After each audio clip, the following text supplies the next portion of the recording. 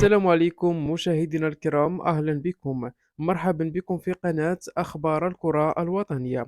في هذا الفيديو إن شاء الله سنتعرف على موعد وتوقيت والقنوات الناقلة لمباراة الجزائر لأقل من 20 سنة أمام منتخب مصر في الجولة الثانية من بطولة شمال إفريقيا للشباب المؤهلة إلى نهائيات كأس الأمم الإفريقية لأقل من 20 عاما. وتستضيف مصر منافسات البطولة القارية المؤهلة إلى نهائيات كأس الأمم الإفريقية لأقل من 20 عاما على مدينة السويس المصرية خلال الفترة ما بين 14 و 26 نوفمبر 2024.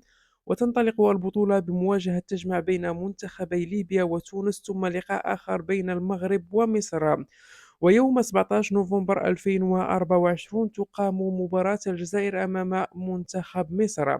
بالنسبة للتوقيت لم يحدد بعد، لكن غالبا المباراة ستقام في تمام الساعة الثالثة عصرا بتوقيت المغرب، تونس الجزائر الرابعة بتوقيت مصر. ويمكنكم مشاهدينا الكرام متابعة المباراة عبر قناة اتحاد شمال إفريقيا على منصة يوتيوب.